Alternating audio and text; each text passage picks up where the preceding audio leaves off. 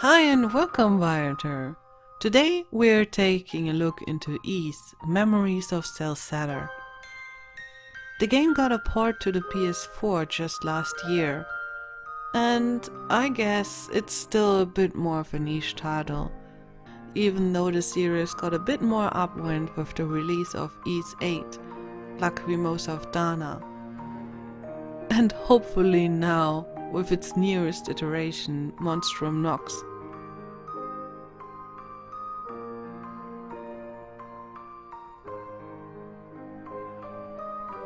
There is probably some confusion around Celceta, as it's the remake of Ys 4, a 20-year-old game by now.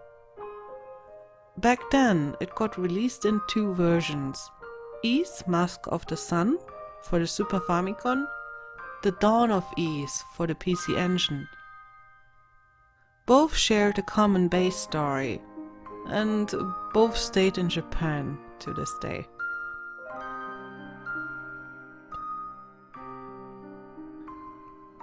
As Ys 4 on the PC Engine deviated from the original plot by adding own interpretations, Mask of the Sun was held canon for a long time, until the release of Memories of Celceta, first on the PS Vita, 2012.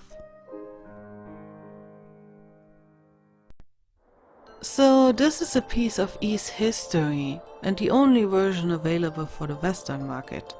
Chronologically speaking, it's the second adventure Ado Christian is taking. And this time, the adventure starts in Kaznan, a small city in the middle of a gold rush. Ado arrives half dead, without all his memories, coming from a far and large spreading, forbidden and mystified forest.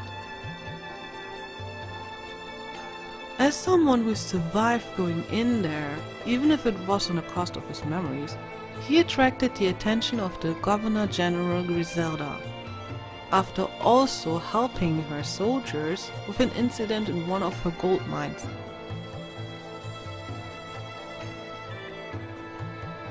Together with an information broker named Duran, who knows Ado apparently from before his memory loss, he takes the offer of mapping the forest of Celceta, commissioned by the government, in hope of gaining access to even more gold mines.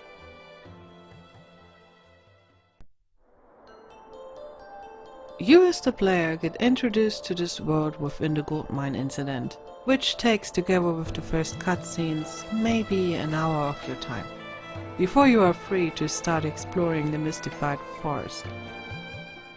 Within this time, you get taught how to fight. Ys is, and always was, a fast-paced action RPG. There's quite a number of buttons to remember, but the base idea is to gain energy for skill-based attacks, by using the standard one. With these skills, another bar can be filled, which allows the usage of a super duper attack.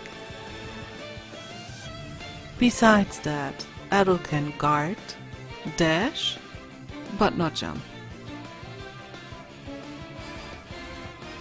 In Celceta, Ado ain't fighting alone. From the get-go, you get Duran to your side, to help you with enemies that are resilient against Ado's sword strokes. Both characters gain different skills by leveling up. The tutorial gives you enough time to get to know these mechanics, before it throws the first boss at you. You should know that Ys has a reputation for being notoriously hard, but Celceta at least gives you the option to choose your difficulty. So even those who are not as skilled in these types of games, like me, should be able to see the end of this approximately 29 hours long adventure.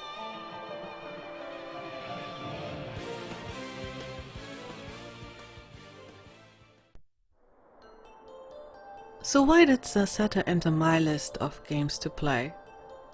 Well, first of all, probably because it's an Ys title, one of the oldest series in the genre. Next to Dragon Quest, Final Fantasy, Fire Emblem, and Shin Megami Tensei. The E-series always has a strong sense of mystery, and Celceta on top of that lies its focus on exploring an uncartographed land. This feeds my curiosity of what might lie within these deep woods. Finding pieces of adults' memories sprinkled all over the area on top of it is a nice goodie that goes well along with it, as I know him only as the silent protagonist, who stumbles into all sorts of troubles. Getting to experience his motivations puts a bit more life into him, which is a good thing. I would deem Memories of Celceta a good entry point for an action RPG. It gets quickly to the action, without any long explanations and story sequences. With its 29 hours of gameplay, I would not consider it as being too long. You start the game with Ado being without all his memories, and this is only his second adventure. This allows one to just jump into it without prior knowledge of the series. The battle system is quick and easy to get into, and still offers complexity and options for customization. Its complexity might be the only thing which could appear intimidating for a beginner, especially in combination with challenging battles to lie ahead. Please note, this is just an introduction to the game. I haven't played it through yet, and there will be probably a bunch of criticism towards it. But that's not the purpose of this format. This should only serve as a quick look into what is out there, a positive look on the games that made it into my backlog, and a quick checklist for you to decide if it's worthy to enter your list as well. So let's meet again with another title next time. Until then, bye.